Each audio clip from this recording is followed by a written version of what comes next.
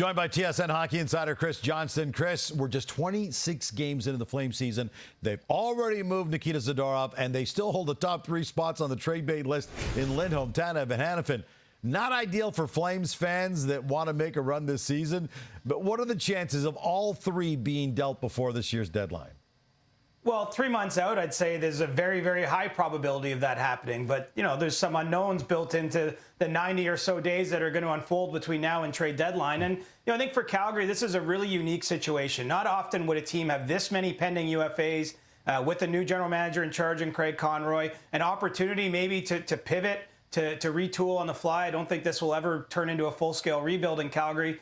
And really some of the most attractive pieces on the marketplace. And so, you know, in the moment right now, the Flames are being very patient. I don't sense that there's another trade coming quickly after the Zadorov one you already mentioned. But, you know, as this market heats up, I think they're in a great position to move out those players, to change the look of their team, and to pivot in a different direction. Tyson Barrie's situation's a little nasty in Nashville right now. Looks like it's coming to a bit of a boiling point. He wants out. He's asked for a trade. Barry Trotz isn't happy with the way Barry handled being named a healthy scratch.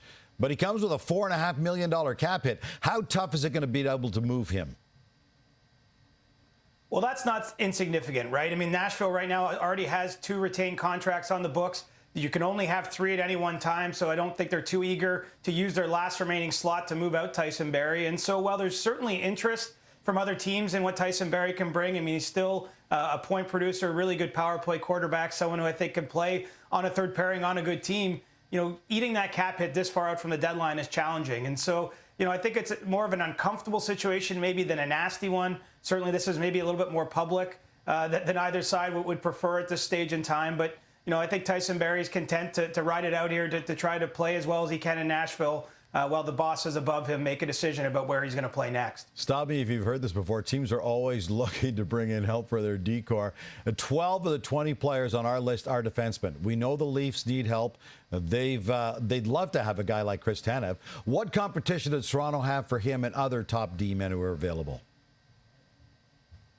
Well, right now, maybe there's not a ton of competition. The Leafs are probably more motivated, I'd say, than the other teams that will likely join the defensive market as time goes along, just because of the injuries Toronto's withstood on its blue line. Maybe some of the opportunities they have now with Klingberg being on long-term injured reserve in terms of freeing up money that they could use to spend elsewhere. But as this goes along, I think the reason this trade probably doesn't happen in the short term for the Leafs is that the selling teams do have pretty high price tags on the sorts of players that they'd be looking at.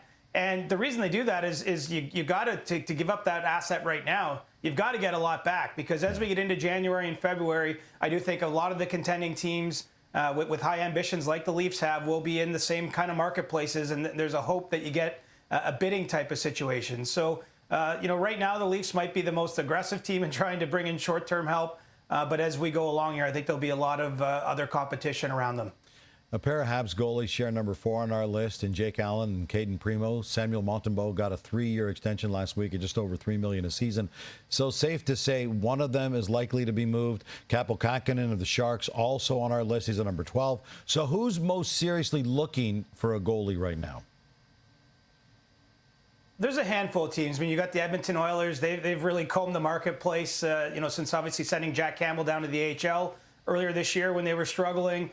New Jersey's run into some troubles in net. I think that they would be interested in adding there. You know, Carolina could be a team to watch depending on where things go with Freddie Anderson. They brought in Yaroslav Halak on a PTO and ultimately released him. So, you know, I think that there is competition out there in the goaltending position. There's not really a ton of players. I mean, you have the 2 in Montreal is kind of a unique situation with the Canadians carrying 3 goaltenders right now. There's also 3 goalies in Detroit, including a pending UFA and James Reimer, who isn't on our list. I'll be curious to see how that situation develops. Right now, I think Detroit's comfortable with the 3 they have, but perhaps someone shakes loose there. You mentioned Kähkönen, a pending UFA out of San Jose. There'll be other goaltenders, I think, as teams separate themselves into buyers and sellers and we get close to the deadline. But right now, I think that there's more teams that would like to add a goalie than there truly are goalies available. Man, there's a lot going on. This is just our first trade bait list, so plenty more to come leading up to the trade deadline, which is exactly 3 months away. Insider Chris Johnston.